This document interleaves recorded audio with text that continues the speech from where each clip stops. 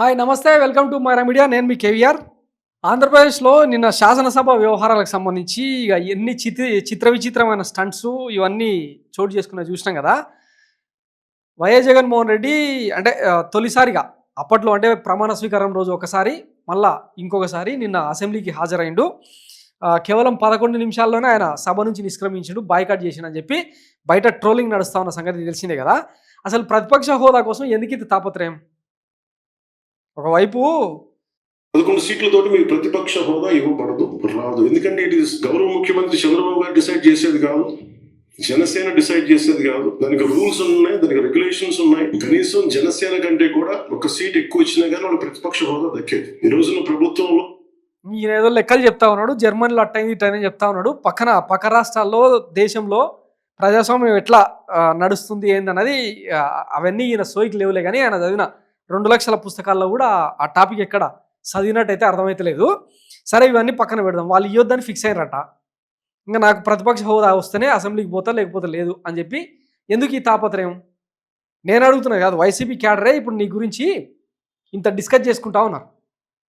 ప్రజలు ఆల్రెడీ 1,40,00,000 మంది ఓటర్లు నీకు ఓటేసిండ్రు. 11 సీట్ల ముచ్చట పక్కన పెడితే ఇంతమంది అంటే ఇంచుమించు 40% దగ్గరగా ఈ రాష్ట్ర ప్రజలు నీకు మ్యాండేట్ ఇచ్చినప్పుడు ప్రజల్లో ఉండు. ప్రజా సమస్యల గురించి మొన్న గుంటూరు మిర్చి ఆటికి పోతే ఎవరైనా వద్దనరా? హత్తుకున్నారు కదా రైతులు, తర్వాత మహిళలు, చిన్నపిల్లలు అందరూ నిన్ను స్వాగతించారు కదా. ఎక్కడైతే ఓడిచ్చిరో అదే గ్రౌండ్లో నిన్ను బలోపేతం చేసేదానికి జనం రెడీగా ఉన్నప్పుడు జనం కోసం పోరాడడానికి ఏమన్నా నీ కొత్తనా?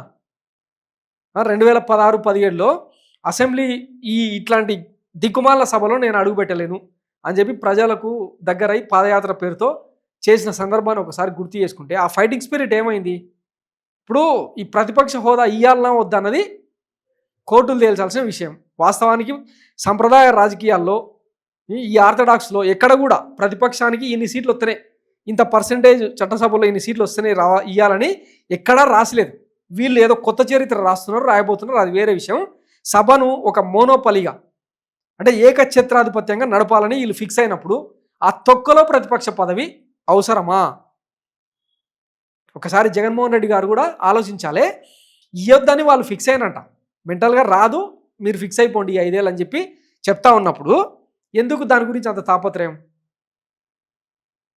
ఇంకొక ఆప్షన్ ఉంది, కోర్టులలో కేసులు వేయండి, సుప్రీంకోర్టులలో కేసులు వేయండి.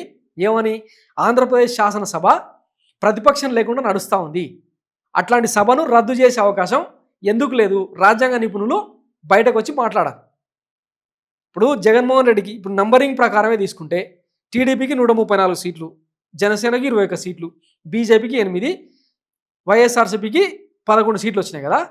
వైసీపీకి ఇవ్వద్దు అనుకున్నప్పుడు జనసేనకు 20 అంటే సెకండ్ లార్జెస్ట్ పార్టీగా ఉన్నప్పుడు పవన్ కళ్యాణ్ పక్కకు నెట్టి ప్రభుత్వం నుంచి పక్కకు దొబ్బేసి ఆయనకి ఏమని చెప్పి తీర్పులు ఇవ్వచ్చు కదా. ప్రతిపక్షం లేకుండా సభలు ఎక్కడైనా నడుస్తాయా? రాజ్యాంగ నిపుణులు, కోర్టులు దీనికి సంబంధించి చాలా సీరియస్గా డిస్కస్ చేయకపోతే ప్రజాస్వామ్యం మీద ప్రజలకు గౌరవం, నమ్మకం పోతుంది. పోయింది ఆల్రెడీ.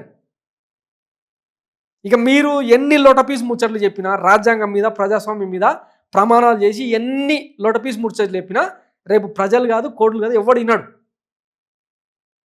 ఇది నిరంకుశత్వం కాదు, నిజాం ప్రభుత్వమో లేదంటే రజాకార్ల ప్రభుత్వమో కాదు. చట్టసభలు ప్రజలు ఓటేసినప్పుడు, ఓటును వజ్రాయుధంగా మార్చినప్పుడు, మీకు మ్యాండేట్ ఇచ్చినప్పుడు ప్రతిపక్షం అనేది ఉండాలి. గతంలో ఇక్కడ తెలంగాణ ప్రభుత్వంలో తీసుకుంటే కేసీఆర్ గారు 2 సార్లు టీడీపీ-ఎల్పీని ఒకసారి, కాంగ్రెస్ ఎల్పీని ఒకసారి బీఆర్ఎస్లో కలుపుకొని ప్రతిపక్షంగా ఎవరిని పెట్టిండు? ఎంఐఎంను, అంటే తనను సంఖలో ఉండే ఒక పార్టీని ప్రతిపక్షంగా గుర్తించి సభను నడిపించిండు. అది చాణక్యం అంటారు దాన్ని.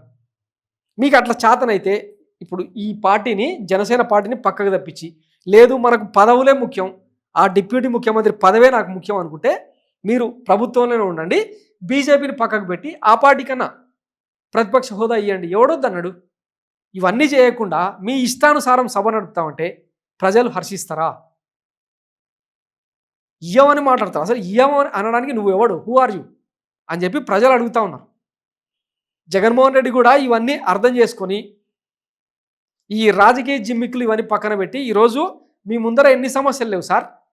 సూపర్ 6 హామీలకు సంబంధించి, రాష్ట్ర అప్పులకు సంబంధించి, గ్రూప్ 2 అభ్యర్థుల ఆర్ధనాదాలకు సంబంధించి, రైతులకు సంబంధించి నిత్యావసర సరుకుల ధరలు ఎందుకు తగ్గించలేకపోతున్నారు? గతంలో మీరు అధికారంలో ఉన్నప్పుడు పెట్రోల్ ధరలు గురించి రకరకాల ఆరోపణలు చేశారు కదా! మరి 9 నెలలైన ఈ కూటమి అధికారులు ఎందుకు తగ్గియలేదు? కరెంటు ఛార్జీల మీద ఇట్లా ఎన్ని సమస్యలు లేవు మీ ముందర? పోరాడితే జనాన్ని నుంచి రిఫ్లెక్షన్, రియాక్షన్ తీసుకురావడానికి ఎన్ని సమస్యలు లేవు?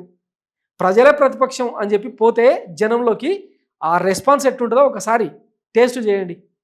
ఇవన్నీ అనవసరం. వీళ్ళకు ఎట్లాగూ ప్రజాస్వామ్యం మీద, రాజ్యాంగం మీద ఇంట్రెస్ట్ లేదు, అవి పట్టించుకుంటారన్న గ్యారంటీ కూడా లేదు. అట్లాంటప్పుడు ఆ తొక్కలో ప్రతిపక్ష నేత హోదా అవసరమా? మొన్న చూసినాం కదా, ఈ కూటమి సర్కారు కనీసం భద్రత కూడా ఇయ్యనప్పుడు ఏం చేశారు? క్యాడర్ చుట్టూ నిలబడి రక్షణ కల్పించింది. ఉంటే ఉంటుంది, పోతే పోతుంది. తొక్కలో ప్రాణం ఏమైంది? ప్రజల్లో తెలుసుకోండి పోయి ప్రతిపక్షం కావాలన్నా వద్దా అని. Thanks for watching Myra Media. నేను మీ కేవీఆర్. Thank you.